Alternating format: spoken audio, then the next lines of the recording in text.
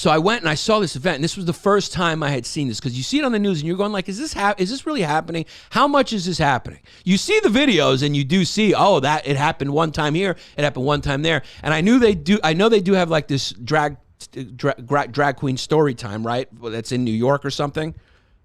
You saw one, right, Jesse? On the ferry. You saw one on the ferry. It was a class trip, and for some reason, they got a drag queen to entertain the kids while they were on the ferry. Now, drag queen shows, you know, they're like, you can't say they're any more sexualized than like a Shakira concert. So I will admit that. Yeah. I will admit that. But also, taking 4-year-olds or 8-year-olds to go see a Shakira concert, that's not good. I don't want my kid to go see Shakira when she's 4. You know, I don't want her to go see any of these groups. Everything's a little over-sexualized. Yeah, not unless you wanted to be the greatest hula hooper alive. Right. So I'm not throwing shots at things that aren't also in the mainstream in the straight world. But there was just something that felt forced and like slightly inappropriate about what I saw. Mm-hmm. And it's like all these parents that are there, the kids are like barely paying attention, dude. Because guess what? They're 4 or they're 6 or they're 8. You know, what did you pay attention to when you were 4 or 6 or 8? You wanted to. They're all running around playing, and so it was this weird thing where you're watching this girl. Like, it was a girl. I assume she was probably lesbian or whatever, and she was just trying to sing like "I kissed a girl," and she was like dancing, like kind of sexually and performing. She was a horrible singer, and that was another indication. Like, this is forced. Yeah. Like, this girl's horrific. It sounded like someone was scratching keys on a window. Mm-hmm. And she's singing, I kissed that girl, and I liked it. And there's pride flags everywhere and everything. And she was young. She must have been like 15. She was a young teenager. And then you see all these kids running around.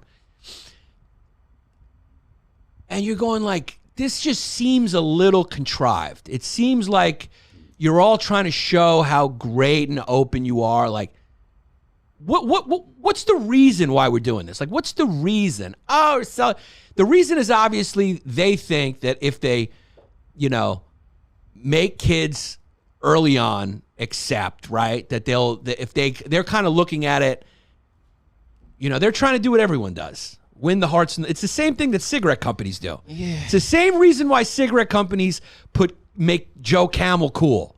You get people young when they're impressionable. You get them on your side of what you want them to believe. Mm-hmm.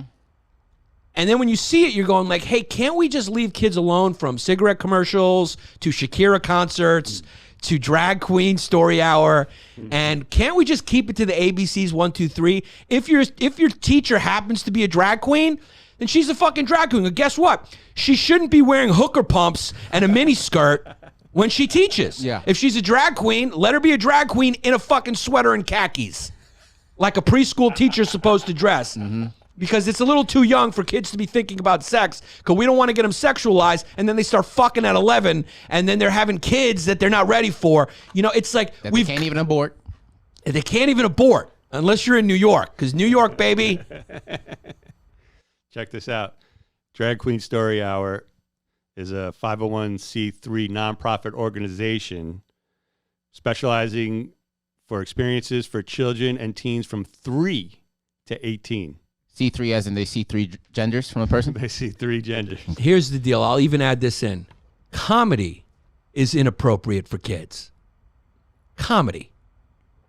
I don't want you bringing your kid to see me. And I'm speaking to you, the Greek community. Mm-hmm. If you book me, which I'm going to say no now, but when I was taking the money and I go there and I see a 90-year-old yaya and then the grandkids there, I'm going, what are we doing? Mm-hmm. You hired me. I'm a comedian. Okay? And you're hiring me because you see Mr. Panos, who is not for kids. If the kids happen to see it and they like it, that's your business. Yeah. It's your family. Okay? It's adult humor. I do adult humor. I will admit. You know, my concepts, not just the content, but some of the concepts. It's like, there's no 8-year-old who can understand what I'm saying. I'm a smart comic. There's no point for him to be there. You can't have comedians coming into your grade schools, let alone drag. And I bring up comedians because Drag shows are nightclub acts. That's where drag shows happen. It's nightclubs.